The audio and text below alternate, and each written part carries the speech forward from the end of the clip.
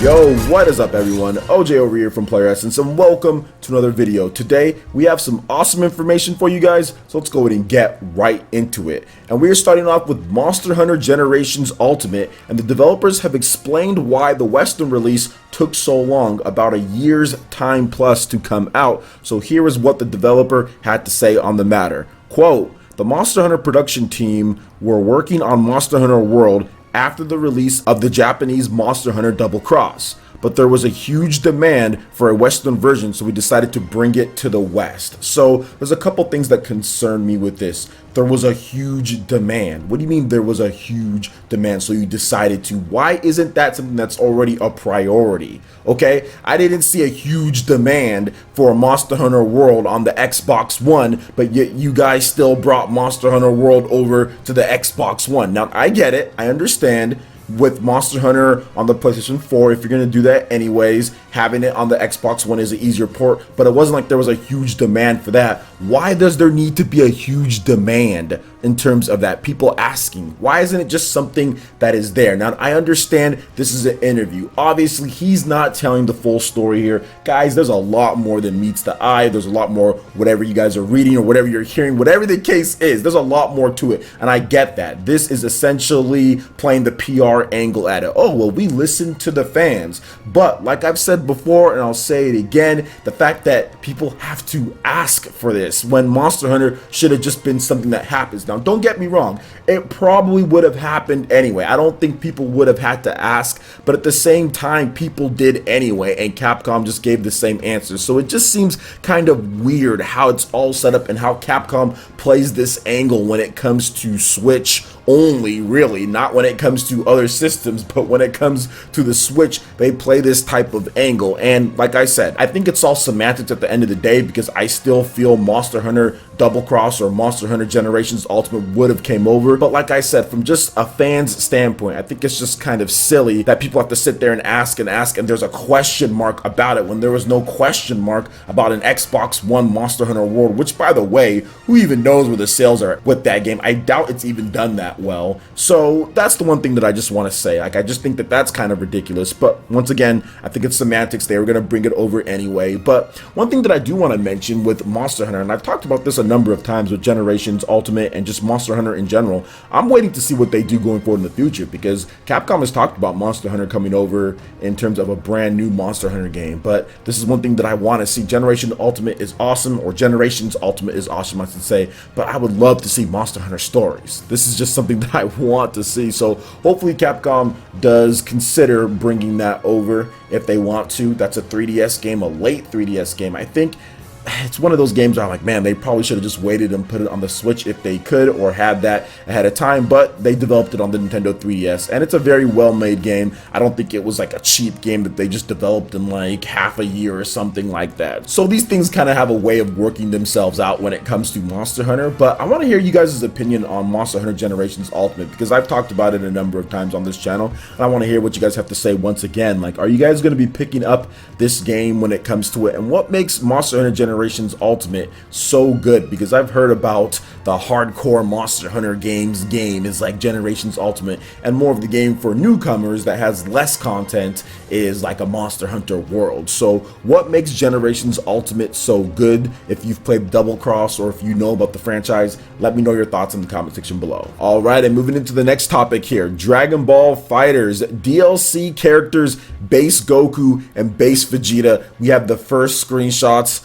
of another version of Goku in the game. So Bandai Namco has released the first screenshots of the newly announced Dragon Ball FighterZ downloadable content characters Base Goku and Base Vegeta, which launch in early August. Dragon Ball FighterZ is now available for the PlayStation 4, Xbox One, and PC, and will launch officially for the Nintendo Switch on September 27th in Japan and September 28th in Europe and the Americas. So something about this, there was people that talked about it when it comes to Base Goku and Base Vegeta, and it seems like the fans weren't necessarily happy with this, because it's like, okay, we already have much stronger versions of Goku in in the game. We have SSGSS Goku, we have SSGSS Vegeta. So why is there a need to have all the way back in like the Saiyan arc Vegeta and Goku? This is like before they can even go Super Saiyan, because Goku does the Spirit Ball, Goku does Kaioken, and then Vegeta does his Gallic Gun, which he still does throughout the series. But still, it just seems to me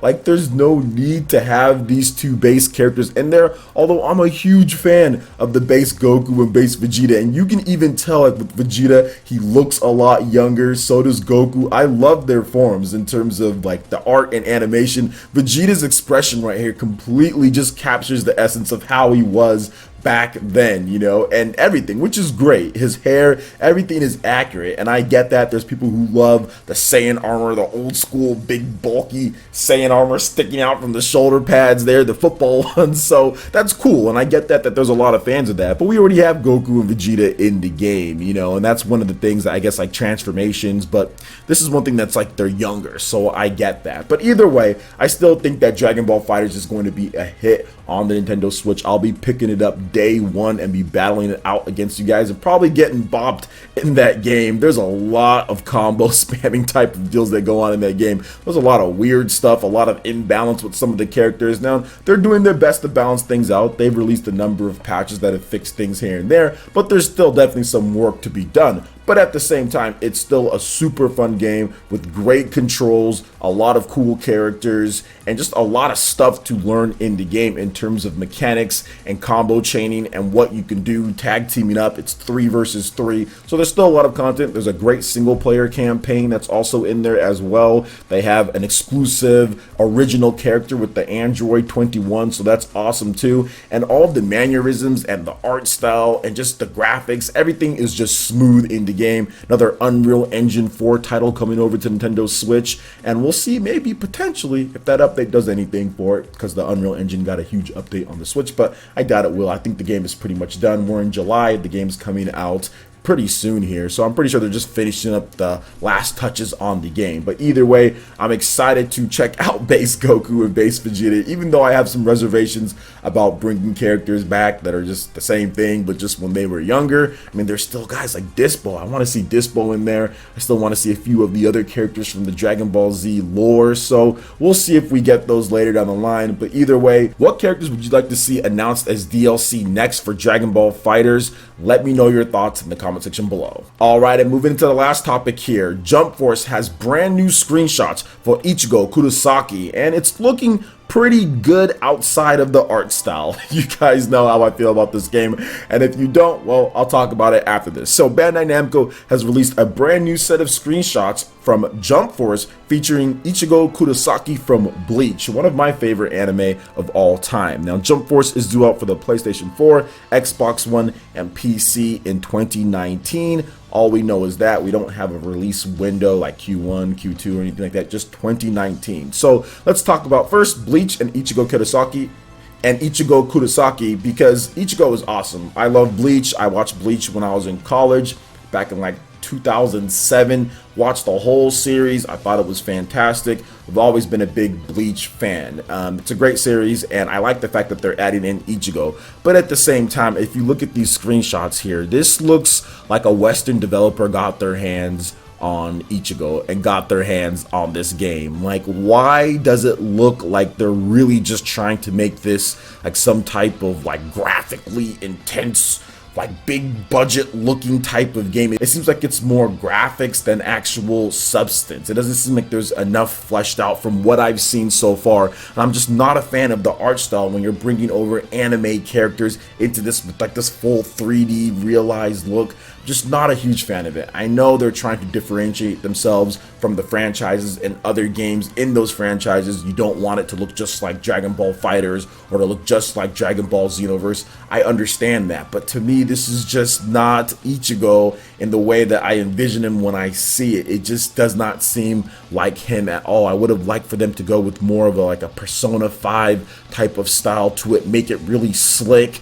in terms of the menus and the characters and how they look. Still have that 3D to them, but have that nice animated style. I think that would have been much better, and it would have been a lot easier on the specs of the system when it comes to getting it running and everything based on that type of art style. And you could have done a lot more potentially with other things in the game. So that's just my thought process on there. I could be completely wrong on this, guys. This could turn out to be an amazing game. I'm just talking about it from the standpoint of a graphical look to it. But I've played these type of 3D ones. There was a game on the PS3 that I've played as well, and it wasn't very good. So I'm hoping that despite me not liking the art style of this, I'm still going to pick this up and play with a lot of the cool anime characters in there. They have Death Note in there in terms of that anime and what you can do, like Yagami, so that's going to be awesome. They have some cool stuff in there. Naruto's obviously in there. I think Sasuke, yeah, Sasuke's in there as well from the Naruto franchise. So I'm looking forward to seeing what they do. I haven't written this game off completely, but just the first look of it in terms of how it is and based on the franchise, what they did before, not 100% sold yet, but we'll have to wait and see. Maybe we get a gameplay demo, but either way, I'll be picking it up. So what do you guys think about Monster Hunter Generations Ultimate and how long it took, Dragon Ball FighterZ and Base Goku and Base Vegeta, in addition to Ichigo Kurosaki in Jump Force? Let me know your thoughts in the comment section below. Alright, Ninja, that wraps it up for this video here. Go ahead and check out the links in the description below. We got Facebook and Twitter. Go ahead and give us a like and a follow on our social media. Really helps us spread the content of Player Essence across the internet in addition to YouTube. Also, make sure you check out our Patreon, Twitch, and YouTube live gaming pages and consider supporting Player Essence. When you do so, it gets you access to all sorts of cool benefits, perks, rewards, and emotes via YouTube sponsorship. So check out the link in the description below and consider supporting Player Essence right here on YouTube. Hit that like button if you did like this video. Lets me know you guys want more content like this going forward in the future. And subscribe to Player Essence for latest RPG, Japanese, and Nintendo gaming news. Thank you so much for watching, and we'll catch you, Ninja, for the next video. Peace!